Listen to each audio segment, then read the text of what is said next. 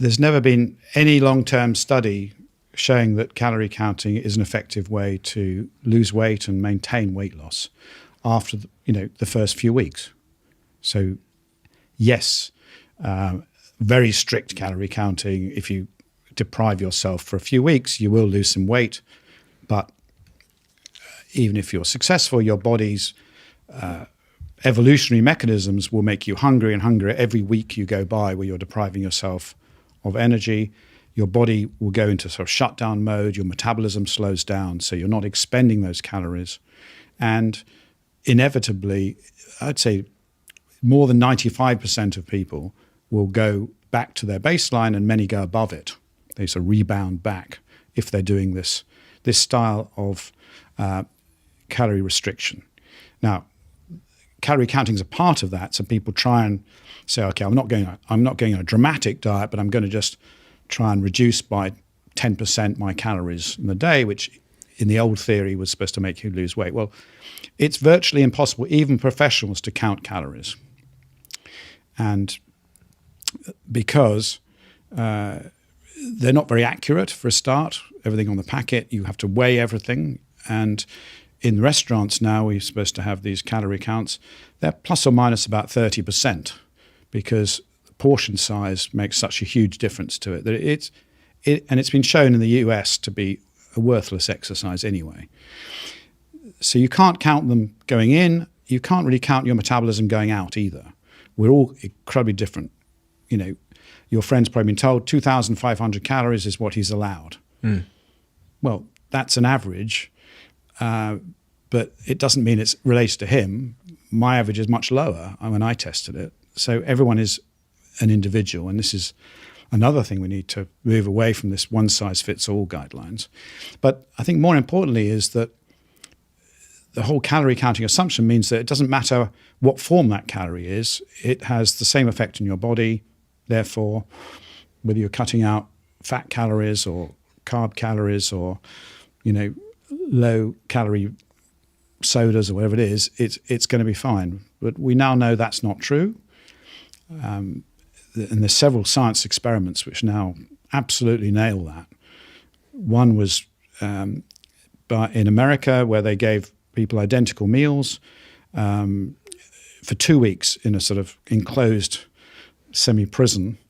And one was homemade and one was ultra-processed, both identical calories, macros the same. The group with the ultra-processed foods overate by about 200 calories every day. They kept coming back to the buffet for more. Okay, so yes, the same calories, but the effect on the body meant they were hungrier. Why is that? We don't know for sure. It could be that those chemicals in the ultra-processed foods affect the gut microbes, and they then send signals to the brain saying, eat more. This isn't a natural, this is a really weird chemical. It's doing something weird to me. I'm producing something weird in exchange. It could be that they get absorbed much quicker. So you get a big sugar rush, and the nutrients get in to your body in a way faster than they should do in nature. And so your brain doesn't have time to say, I'm full. It normally takes 20 minutes or so to get that fullness. It could be the matrix of the food, it could be the chemicals in the food, it could be its effect on the gut microbes. But it also could be things like your sugar spikes. So in the Zoe Predict studies, where basically we've given now 50,000 people in the US and the UK the same foods at the same time of day, everyone's got these muffins. We show that people, 1 in 4 people who have these muffins and we wear glucose monitors, which tells you for 2 weeks what's happening in your glucose. 1 in 4 people get a real sugar dip 3 hours later. So this is where you rise in sugar, which is normal, and then as it comes down, it goes below baseline. But only in 1 in 4 people.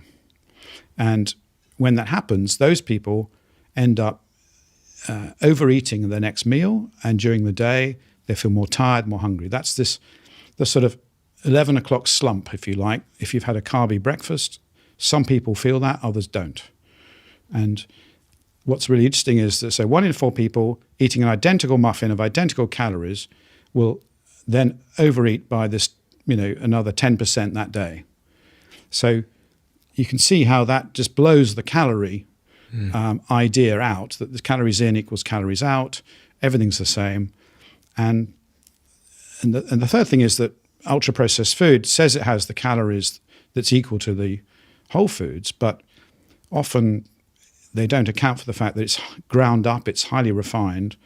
And so if you take like almonds or something like this, they might use ground almonds, and you compare ground almonds to whole almonds, there's perhaps 30% less available calories in the whole almonds than there is in the other ones. So the whole thing is a complete nonsense, and it's there because the food industry wants you to focus on the calorie, the fat content, sugar, so you don't have to think about the quality of the food. And it's something that they can control very easily, get their profits higher, keep adding stuff to the product that's synthetic, when we know that a lot of things they're adding are harmful for our gut microbes. So that the artificial sweeteners are harmful, the glues, they stick the foods together, the emulsifiers, some people react quite a lot to those and they cause problems. So the whole thing is like this giant camouflage. And that's really one thing probably my number one bugbear is to get people to see the light, stop obsessing about calories, and start thinking about food much more as quality and what it does to your body.